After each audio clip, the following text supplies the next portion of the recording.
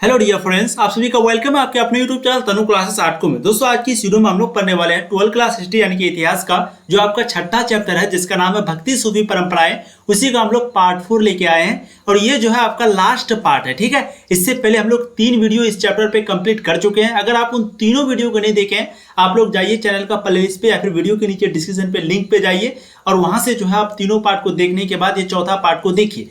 आज जो है हम लोग गुरु नानक के बारे में, गुरु नानक की जीवनी के बारे में और कबीर के बारे में पढ़ेंगे और फिर इस चैप्टर को जो है समाप्त करेंगे। काफी मजेदार चैप्टर है, इसमें हम लोग भक्ति सूफी परंपराएं के बारे में पढ़ते हैं। ठीक है, तो आपका जो क्लास 12 हिस्ट्री है, इतिहास है, उसी का जो है ये आपका छठा चैप्टर है और बहुत ही मजेदार है। तो प्लीज सबको पढ़ लीजिएगा, अच्छे से रिवाइज भी कर लीजिएगा। भक्ति आंदोलन का क्या क्या कारण है पूछा जाता है, भक्ति आंदोलन का क्या उद्देश्य था, नयनार क्या है, ये सारा चीज जो है आपको पूछा जाता है। ठीक है, स्त्री भक्ति क्या है। पार्ट 2 में हम लोग भारत में इस्लाम का उदय यानी कि कैसे कैसे इस्लाम का उदय हुआ, कैसे कैसे भारत इस्लाम में आया, इन सभी चीजों के बारे में हम लोग पढ़ते हैं बहुत ही अच्छे से पार्ट 2 में। ठीक है, जिम्मी किसे कहा जाता है, तो मुस्लिम धर्म को छोड़ के सभी लोगों को जिम्मी कहा जाता है। उन्हीं लोगों से टैक्स जो है वसूला जाता था। इस्लाम के टोटल 5 स्तंभ है, हमने आपको बहुत ही अच्छे से बताया था, स्क्रीनशॉट ले लीजिएगा, अक्सर प्रश्न में पूछा जाता है।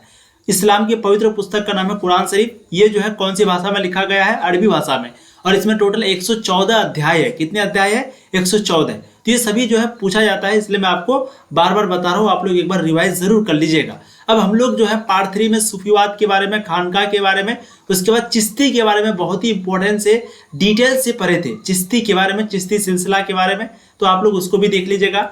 आज यानी कि पार्ट 4 में हम लोग कबीर के बारे में पढ़ेंगे सबसे पहले, फिर गुरु नानक के बारे में और थोड़ा सा छोटे छोटे टॉपिक है, फिर हम लोग चैप्टर को समाप्त करेंगे। ठीक है, चलिए शुरू करते हैं। सबसे पहले है कबीर।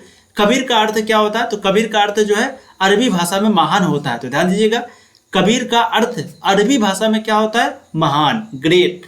कबीर लगभग 14 से 15वीं शताब्दी के बीच इस पृष्ठभूमि में पैदा लेने वाला एक अति लोकप्रिय संत कवियों में से एक था। तो इस 2-3 यहाँ पर प्रश्न आपका बनता है। सबसे पहला, कवि की पैदाइश कब हुई थी, तो 14 से लेकर के 15वीं शताब्दी के बीच। ठीक है, और ये जो है एक अति लोकप्रिय संत कवियों में से एक था।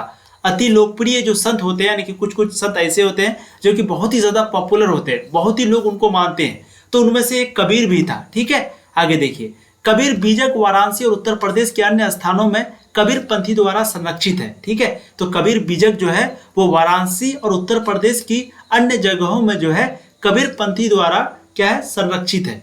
कबीर ग्रंथावली का संबंध राजस्थान के दादू पंथियों से है।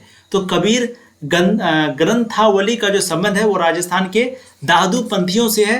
कबीर की रचनाएं अनेक भाषाओं तथा बोलियों में मिलती है। ठीक है, कबीर की जो रचना है वो अनेक भाषा में और अनेक बोलियों में मिलती है। 19वीं सदी में कबीर, अच्छा कबीर की रचनाएं का मतलब क्या हो गया, यानी कबीर के द्वारा जो भी लिखा गया है, जो भी भाषा बोला गया है, वो जो है किस में मिलती है, भाषाओं और बोलियों में मिलता है। अनेक भाषाओं में, अलग अलग भाषा में मिलता है, अलग अलग बोली मिलता है, जो भी वो रचना की है, जो भी वो अपने से लिखे हैं। ठीक है, आगे देखिए, 19वीं सदी में कबीर के पद संग्रहों को बंगाल, गुजरात तथा महाराष्ट्र भाषाओं में भी छापा गया।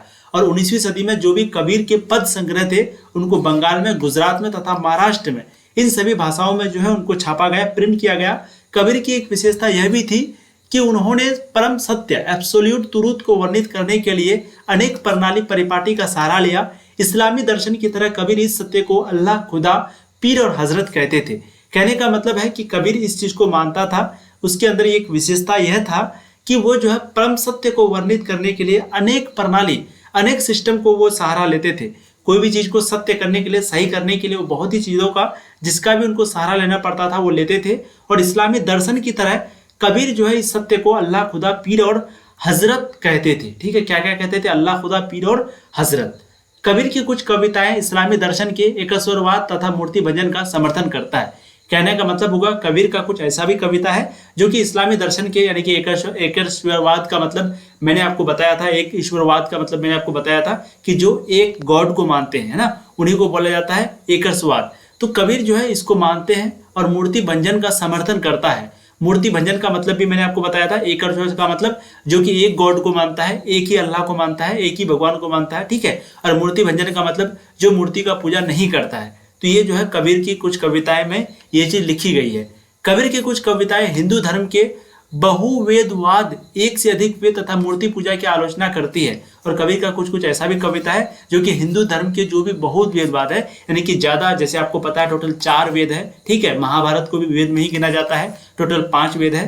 तो ये जो बहुवेदवाद है, 5 वेद का मतलब एक से ज्यादा जो भी होगा उनको क्या बोलेंगे, बहुवेदवाद बोलेंगे। तो कबीर जो है इस चीज को, हाँ, इसको जो है आलोचना हमेशा करता था, क्रिटिसिज्म करता था तथा मूर्ति पूजा की भी आलोचना करता था। और जो भी लोग मूर्ति पूजा करते थे, कबीर जो है उनकी भी आलोचना करते थे। ठीक है, अब हम लोग आगे चलते हैं। कबीर के बारे में विवादित पक्ष, यानी कि कबीर के बारे में लोगों का क्या पक्ष था, विवादित पक्ष क्या था, उसको समझते हैं। देखिए, वैष्णव परंपरा की जीवनियों में कबीर को जन्म से हिंदू कबीरदास बताया गया है। यानी कि वैष्णव परंपरा की जो जीवनी है, जहाँ पर कबीर के बारे में लिखा गया है, तो वहां पर जो है कबीर को कबीरदास बताया गया है, हिंदू कबीरदास। ठीक है, लेकिन उनका जो पालन पोषण है वो गरीब मुस्लिम परिवार में हुआ था, जो जुलाहे कपड़ा बुनने वाले थे, और यह परिवार कुछ समय पहले ही इस्लाम धर्म कबूल किए थे। यानी कहने का मतलब है कि वैष्णव परंपरा की जीवनियों में जो है कबीर को जन्म से हिंदू कबीरदास बताया गया है, लेकिन उनका पालन पोषण जो है वो गरीब मुस्लिम परिवार में हुआ था। किसमें? गरीब मुस्लिम परिवार में हुआ था। जो जुलाहे यानी कि जो कपड़ा बुनते थे अपने से, वो थे, यानी कि उसी परिवार में जो है क्या हुआ था, बिल्कुल परिवार में इनका पालन पोषण हुआ था। जो कि काम क्या करते थे वहाँ के परिवार के लोग, वो कपड़े बुनते थे। और यह परिवार कुछ समय पहले ही इस्लाम धर्म कबूल किया था, और ये जो परिवार है वो कुछ समय पहले ही जो है इस्लाम धर्म को अपनाया था, कबूल किया था। इन जीवनी में यह भी बताया गया है कि कबीर को भक्ति मार्ग दिखाने वाले गुरु रामानंद थे। ध्यान दीजिएगा, इन जीवनी में यह भी बताया गया है कि कबीर को भक्ति मार्ग दिखाने वाले गुरु कौन थे, गुरु रामानंद। ठीक है, लेकिन फिर भी यह विवाद बना हुआ कि कबीर हिंदू थे या मुसलमान, लेकिन फिर भी यह विवाद अभी भी बना हुआ है कि कबीर हिंदू थे या मुसलमान। ठीक है, अब आगे हम लोग चलते हैं गुरु नानक के बारे में। ये भी टॉपिक आपका जो है इंपॉर्टेंट है। देखिए, नानक सिखों के प्रथम गुरु हैं। ध्यान दीजिएगा, आपको अगर पूछा जाएगा कि सिखों के प्रथम गुरु कौन है, तो आपको राइट जवाब लगाना है गुरु नानक। तो नानक जो है वो सिखों के प्रथम गुरु है। इनके अनुयायी इन्हें नानक देव जी, बाबा नानक और नानक शाह नामों से संबोधित करते हैं। ठीक है, तो इस नानक जो है सिखों के ये क्या है, प्रथम गुरु है। ठीक है, और इनके अनुयायी जो है इन्हें नानक देवी जी, बाबा नानक और नानक शाह नामों से ये जो है संबोधित करते हैं, इज्जत देते हैं। ठीक है, नानक अपने व्यक्तित्व में दार्शनिक, योगी, दार्शनिक का मतलब वो जो है अपने व्यक्तित्व में एक फिलोसोफर है, दार्शनिक है, योगी है, गृहस्थ है, हाउस होल्डर भी है, धर्म सुधारक भी है, रिलीजियस रिफॉर्मर भी है, समाज सोशलिस्ट भी है, कवि है, देशभक्त और विश्व बंधु सभी के गुण समेटे हुए हैं। ठीक है, नानक अपने व्यक्तित्व में सभी के गुण जो है समेटे हुए। अब आगे हम लोग देखते हैं जो कि है गुरु नानक की जीवनी, जो कि काफी इंपॉर्टेंट है। यहाँ से आपके ऑब्जेक्टिव क्वेश्चन, एमसीक्यू टाइप का क्वेश्चन में जो है इस तरह का प्रश्न आपको पूछा जाता है।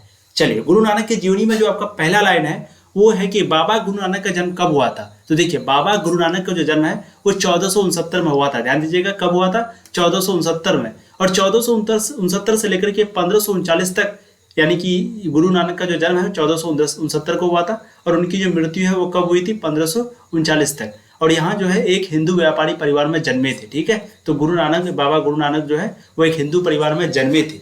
उनका जन्म स्थल मुख्यतः पंजाब का ननकाना गांव था, और यह गांव रावी नदी के तट पर बसा हुआ है। ठीक है, और उनका जो जन्म स्थल है वो कहाँ पर है, पंजाब का ननकाना गांव में था। ठीक है, और यह गांव जो है वो कहाँ पर है, रावी नदी के तट पर बसा हुआ है।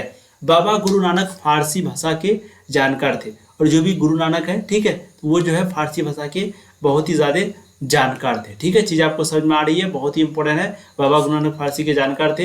इनका विवाह छोटी आयु में ही हो गया था, लेकिन यह अपना ज्यादातर समय सूफी और भक्तों के बीच गुजारते थे। ठीक है, ध्यान दीजिएगा, सभी इंपॉर्टेंट पॉइंट है आपका।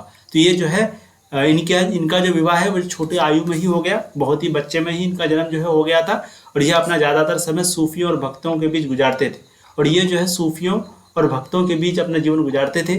बाबा गुरु नानक के संदेशों से पता चलता है कि वह निर्गुण भक्ति के प्रचारक थे। ठीक है, बाबा गुरु नानक के संदेशों से यह पता चलता है कि वह निर्गुण भक्ति के प्रचारक थे। और सगुण निर्गुण के बारे में हमने आपको बहुत ही अच्छे से पार्ट 1 में पढ़ा रखा है। ठीक है, बाबा गुरु नानक हिंदू तथा मुसलमानों के धर्म ग्रंथों को भी नहीं माना। बाबा जो है वह गुरु नानक हिंदू तथा मुसलमानों के धर्म ग्रंथों को भी नहीं माना।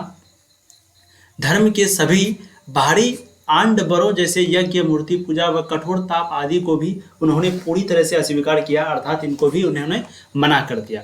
गुरु नानक ने अपने विचार को पंजाबी भाषा के माध्यम से अपने अनुयायियों के सामने रखा था। गुरु नानक के अनुयायी एक समुदाय में संगठित थे।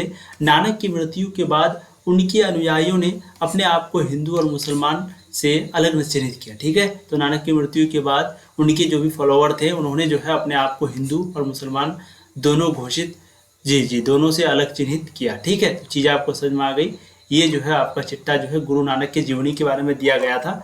अच्छे से आप एक बार पढ़ लीजिएगा। ठीक है, बहुत ही इंपॉर्टेंट है। अब हम लोग आगे देखते हैं गुरबानी के बारे में। गुरबानी का क्या विचार है देखते हैं। देखिए, 5वें गुरु अर्जुन देव ने गुरु नानक सहित उनके चारों उत्तराधिकारियों को कबीर की बानी, रविदास तथा बाबा फरीद आदि को गुरु ग्रंथ, ठीक है, गुरु ग्रंथ साहिब में संकलित किया गया है, जिसे गुरबानी कही जाती है। यानी कि कहने का मतलब है कि 5वें गुरु अर्जुन देव ने गुरु नानक सहित, किसने, गुरु नानक सहित उनके चारों उत्तराधिकारियों को कबीर की बानी, रविदास तथा बाबा फरीद आदि के को गुरु ग्रंथ साहिब में संग्रहण किया गया, संकलित किया गया है, जिसे हम लोग गुरबानी कहते हैं। गुरबानी को अनेक भाषाओं में रचा गया है। ठीक है, ध्यान दीजिएगा, गुरबानी को जो है अलग अलग भाषाओं में, अनेक भाषाओं में रचा गया है। ठीक है, अब हम लोग देखते हैं गुरु ग्रंथ साहिब, है ना, गुरु ग्रंथ साहिब को हम लोग एक बार अच्छे से पढ़ते हैं, देखते हैं। देखिए, 17वीं शताब्दी के उत्तरार्ध में गुरु गोविंद सिंह ने, यानी कि दूसरे गुरु जी ने, 9वें गुरु तेग बहादुर की रचनाओं को गुरबानी में सम्मिलित कर दिया और इसका नाम गुरु ग्रंथ साहिब रखा गया। ठीक है,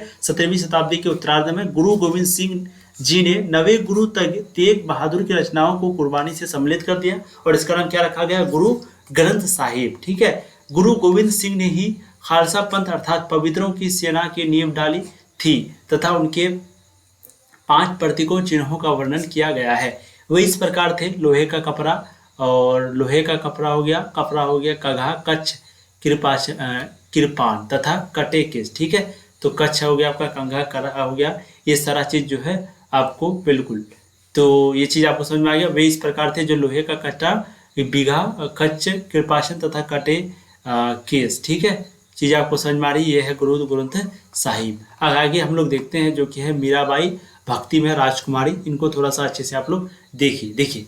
मीराबाई भक्ति परंपरा की सुप्रसिद्ध वेल नाउन कवित्री थी। ठीक है, तो ये क्या थी, सुप्रसिद्ध कवित्री थी। उनकी जीवनी उनके लिखे गए भजनों के आधार पर आकी गई। उनकी जीवनी जो है उनके लिखे गए भजनों के आधार पर आकी गई। मीराबाई जो है वो मारवाड़ की मेरता जिले की एक राजपूत राजकुमारी थी और उनकी शादी इनकी मर्जी के बगैर मेवाड़ के सिसोदिया खानदान में कर दिया गया था, लेकिन उन्होंने पत्नी की भूमिका निभाने से इनकार कर दिया तथा विष्णु के अवतार कृष्ण को अपना पति परेश्वर के रूप में स्वीकार कर लिया। कुछ परंपराओं में उल्लेख है कि मीरा के गुरु रैदास थे, जो एक चर्मकार थे। ठीक है, थैंक यू सो मच। तो आप लोग जो है यहाँ से इस चैप्टर को समाप्त कर दिए। एक बार अच्छे से पढ़ लीजिएगा, समझ लीजिएगा जो भी इंपॉर्टेंट पॉइंट है। ठीक है, काम वैसे हमेशा आपको करना ही पड़ेगा। बाकी प्लीज़ पढ़ाई कीजिए, अच्छे से मेहनत कीजिए और सिलेबस की टेंशन मत लीजिए, वो सही पे खत्म होगी। ठीक है, जो भी पढ़ाते आप पढ़िए। क्लास आपकी कंटिन्यू चल रही है बहुत दिन से, तो रोज लाइव क्लास में जो भी क्लास चलती है सभी क्लास में आप लोग ज्वाइन कीजिए। ठीक है, थैंक यू सो मच। ऐसे ही पढ़ाई करते रहिए। All the